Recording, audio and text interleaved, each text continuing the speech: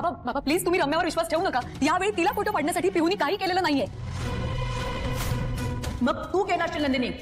तसंही तुला मी आणि माझी आई खटकतोच. आणि आजकाल पिहूची फार काळजी वाटते. त्याचं नाटक कर तिच्या आसपास वावरत असतेस ना. कशावर तूच तिचे कान भरले नसशील. मी कान भरले. मग तिने तिच्या हाताने हे जे चित्र काढलंय त्याचं काय? चित्र? कसलं चित्र? हो बाबा, पिहूने तिच्या हाताने चित्र काढलंय. हा लग्नाचा मंडप आहे. इथे पार्क उभे आहेत आणि बाजूची जागा रिकामी आहे. बाबा बघा ना, सगळ्यांनी बघा. बघ.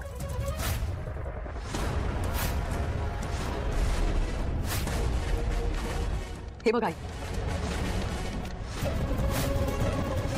नमस्कार मित्रांनो, लग्नानंतर होईल प्रेम मालिकेचा आजचा भाग अत्यंत रंगतदार असणार आहे. इथे काव्य आणि पार्थ समोर एक भन्नाट आव्हान उभं राहतं. मावशी सरळ जाहीर करतात, जर तुम्ही खरंच नवरा बायको असाल तर ते सिद्ध करून दाखवा. आणि सिद्ध कसं करायचं तर ते एकमेकांना घास भरवून. हे ऐकून पार्थच्या मनात जणू फुलपाखरेच उडू लागतात. पण काव्य मात्र फणकारलेली असते. मांजरीसारखी त्याच्याकडे पाहून नजर लावून बसलेली असते. तरी पार्थ लगेच तयार होतो आणि तिला घास भरवण्याचा प्रयत्न करतो. तर इकडे दुसऱ्या बाजूला रम्या मात्र फारच घाबरलेली असते. ती स्वात्याला विचारते, आई नंदिनी असा काय पुरावा घेऊन येणार आहे आणि तेही 24 तासात? असा कोणता पुरावा असेल तिच्याकडे जे पाहून ती सर्व सिद्ध करू शकेल? हे ऐकून स्वात्याच्या कपाळावर आठ्या पडलेल्या असतात. ती ठामपणे म्हणते, काही झालं तरी नंदिनीच्या हाती एकही पुरावा लागू नये. आणि सर्वात महत्त्वाचं म्हणजे पुढील 24 तासात नंदिनी या घराच्या बाहेर जायला हवी. तर इकडे नंदिनी शांत बसलेली असते. तेव्हा जीवा तिच्याशी बोलायला येतो. तो विचारतो, नंदिनी असा कोणता पुरावा आहे की ज्यातून तू हे स्पष्ट करेल? या सगळ्यामागे वसवात्या आहेत. पण वसवात्या मात्र ठाम निर्धाराने आपलं मन घट्ट करून बसलेली असते. 24 तासात नंदिनी घराबाहेर जाईल असा तिला विश्वास असतो.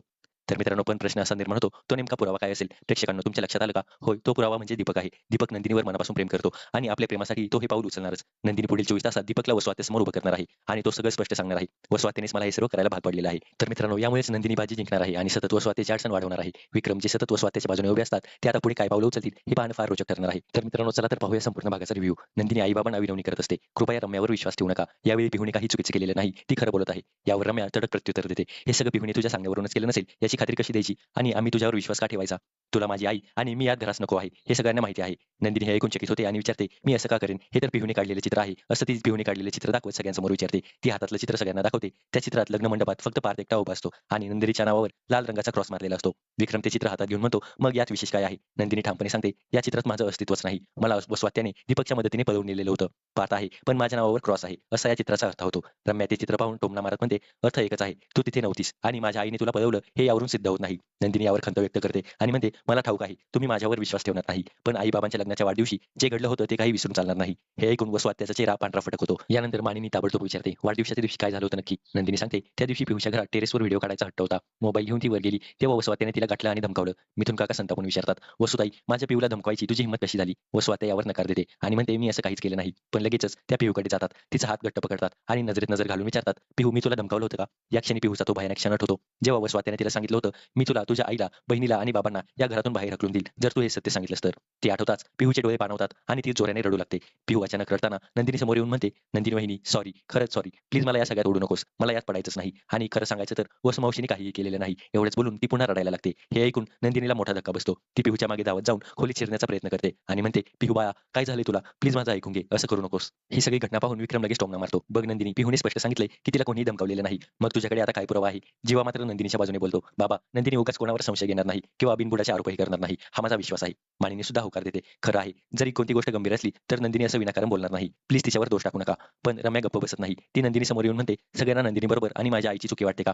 तिच्याकडे एकही पुरावा नसताना तुम्ही हिच्यावर विश्वास ठेवणार आहात का? मामा सांगा बरं, हिच्याकडे कोणता तरी पुरावा आहे का? तर दुसरीकडे काव्या मावशीच्या सांगण्यावरून चुलीवर भाकरी करत असते. लाईट अचानक जाते आणि ती थोडी गोंधळते. पार्थ मात्र अगदी फिल्मी अंदाजात एक जुना कंदील पेटवून तिच्या समोर आणतो. चांदण्या रात्री आणि कंदिलाचा प्रकाश, वातावरण अगदी रोमॅन्टिक होतं. काव्या भाकरी बनवायला सुरुवात करते पण हाताला थोडासा चटका बसतो कारण तिला भाकरी बनवण्याचा अनुभव नसतो. पार्थ पाणी ओतून मदत करण्याचा प्रयत्न करतो पण तो तांब्याने पाणी ओतल्याने पीठ पातळ होऊ लागतं आणि काव्या ओ असं म्हणते. लाईट परत आली तर पार्थ तिच्याकडे एकच पाहतच असतो आणि काव्या हलकसं असते. तेव्हाच मावशी आणि बाबा आतमध्ये येतात आणि हसत विचारतात, काय चाललंय इथे? लाईट आली तरी तुझी बायको कंदील विझवत नाही आणि तू तिच्याकडेच पाहत बसलाय. तर इकडे विक्रम नंदिनीकडे येऊन म्हणतो, तुझ्याकडे फक्त ते चित्रच आहे पुरावा म्हणून, पण पिहूने स्वतः सांगितले की वसुमावशीने तिला धमकावलं नाही. मग तुझ्याकडे दुसरा काही पुरावा आहे का? रम्याच्या रोषपूर्ण प्रश्नाला तू माझ्या ताईवर असे बिनबुडाचे आरोप का करते आहेस असं उत्तर देताना नंदिनीच्या डोळ्यात पाणी येऊ लागतं आणि ती सांगते, हो बाबा मला मान्य आहे, आता माझ्याकडे दुसरा कुठलाही पुरावा नाही, पण वसवात्याने केलेल्या गोष्टीमुळे मी खूपच अस्वस्थ झाले झाले आणि जेव्हा मला कळलं की व स्वातीने मला किडनॅप केलं तेव्हा आमच्या चौघांचं आयुष्य वेगळ्याच मार्गावर गेलं आणि उद्ध्वस्तही झालं. तुम्हालाही हे सगळं ठाऊक आहे. लग्न मंडपात माझ्या वडिलांचा अपमान झाला. माझ्या चरित्रावर संशय घेतला गेला. माझ्या बाबांच्या तोंडाला काळ फासण्याचा प्रयत्नही झाला.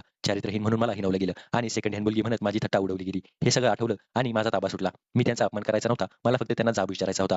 हे ऐकून विक्रम प्रश्न विचारतो, पण नंदिनी व स्वात्याला तुला किडनॅप का करतील? लग्नाआधी तुम्ही तर ओळखतही नव्हता एकमेकांना, मग काय कारण असेल? विक्रम आणि नंदिनीचं बोलणं ऐकून मानिनी मध्येच हस्तक्षेप करते आणि म्हणते वैर नसेलही, पण व स्वात्याची तिच्या आई आणि वडिलांशी चांगली दुश्मनी होती आणि त्यांनीच या लग्नाला विरोध केला होता. हे तुम्ही विसरलाय का? मानिनीचं बोलणं ऐकून विक्रम थोडासा विचारात पडतो, पण व स्वात्या ताबडतोब रटण्याचं नाटक सुरू करते आणि म्हणते हो मला हे लग्न नको होतं, पण किडनॅपपर्यंत मी कशी जाईन? इतका राग मी मनात ठेवणारच नाही. मी असं कधी करणारही नाही. आणि तो लग्नाला विरोध केलेला क्षण सगळ्यांना आठवू लागतो. तर मग विक्रम व स्वात्याच्या बाजूने उभा राहून म्हणतो वसुताई रडू नको, मला तुझ्यावर पूर्ण विश्वास आहे. तुम्ही असं काही केलंही नसेल. नंदिनी तुझं वागणं मला अजिबात पटलेलं नाही असं म्हणतो विक्रम नंदिनीला म्हणतो. माझ्या अपेक्षांना तू तडा दिला आहेस. हे ऐकून सगळेजण थकवतात. तर रम्या आनंदाने उजळते कारण विक्रम तिच्या बाजूने उभा राहिलेला असतो. नंदिनी मात्र ठाम राहते आणि म्हणते हो आता माझ्याकडे कुठलाही पुरावा नाही, पण तो मी नक्कीच सादर करेन. याआधी मला व स्वात्याने अग्निपरीक्षा द्यायला लावली होती आणि मी ती पुन्हा द्यायला तयार आहे. येत्या 24 तासात असा पुरावा देईन ज्यातून हे स्पष्ट होईल की मला लग्नातून किडनॅप करणाऱ्या व स्वात्याच होत्या. तिच्या या ठाम घोषणेने व स्वात्याचा चेहरा फटकन उतरतो आणि वातावरणात पुन्हा एकदा तणाव पसरतो. रम्याने नंदिनीच्या परिस्थितीचा फायदा घेत तिला 24 तासांत पुरावा सादर करण्याचं आव्हान दिलेलं असतं आणि म्हणते अन्यथा घर सोडण्याची वाटही तुलाच ठेवावी लागेल. हे ऐकून घरातले सगळेजण हादरतात, पण जीवा मात्र तात्काळ नंदिनीच्या बाजूने उभा राहतो. या सर्व घटनेनंतर नंदिनी आपल्या खोलीमध्ये निघून जाते आणि एकटीच बसून रम्याच्या शब्दांनी व्यथित झालेली असते. तेव्हा जेव्हा तिला साजूक तुपाचा वरण भात, लिंबू आणि हे सर्व जेवणाचं ताट घेऊन येतो त्यावर नंदिनी खाण्यास नकार देते आणि जीवाने प्रेमाने हट्टाने प्रेमाचा आईचा घास, बाबांचा घास अशा खेळकर पद्धतीने तिला खाऊ घातलेलं असतं. शेवटी जीवाचा घास घेण्याच्या क्षणी त्यांच्या नजरेत एक वेगळाच भाव दाटलेला असतो. जीवाने केवळ तिला सावरण्याचं कामच केलेलं नाही, तर तिच्यावर विश्वासही दाखवलेला असतो आणि घरच्यांसमोर उभं राहून तिची बाजू घेतलेली असते. नंदिनीला स्पष्ट कळतं की या संघर्षात जीवा आता तिच्यासोबत तिचा आधार बनणार आहे. तर मित्रांनो अशाच मालिकेचे अपडेट नक्की पाहत राहा. केलंच की आपण छान तूप मीठ घालून वरण भात आणलाय. हलकसं लिंबू येतोय, थोडं तरी खा. नाही नको. तू किती नाही म्हटलंस ना तरी मी इथून असाच जाणार नाहीये. ऐका ना, हे बघा आता माझ्या डोक्यात खूप गोष्टी सुरू आहेत, त्यामुळे खाण्यात आणि तुमच्याशी वाद घालण्यात मला काहीच रस नाही. आणि मलाही तुला त्रास द्यायचा नाहीये, कारण तुला किती त्रास होतो मी समजू शकतो. तुला होणारा मेंटल त्रास मी कमी करू शकत नाही, पण फक्त एवढंच सांगतो की फिजिकली स्वतःला त्रास करून घेऊ नकोस. थोडंसं खा ना प्लीज. हे बघा मला बघ तू जर ऐकणार नसेल ना तर आता मी वेगळी पद्धत वापरेन ना. म्हणजे मूल रुसलं तू जगातल्या सगळ्या आया जे करतात ती पद्धत मी वापरणार आहे.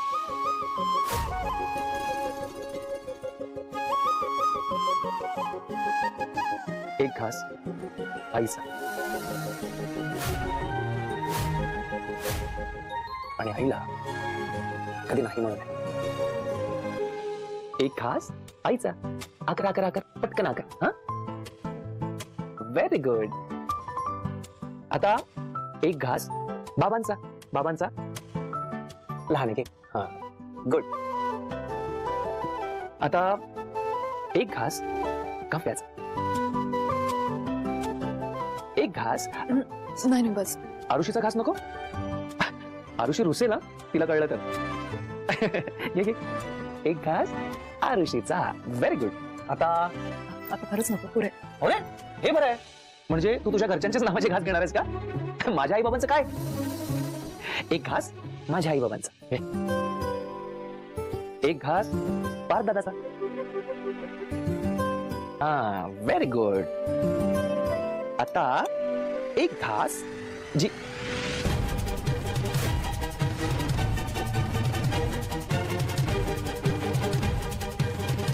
काय झालं?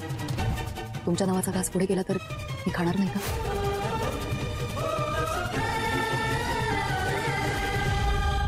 तुमचं लगीन झालंय ना, मग सिद्ध करून दाखवा. कसं सिद्ध करायचं? दोघांनी एकमेकांना भरवा आमच्या समोर.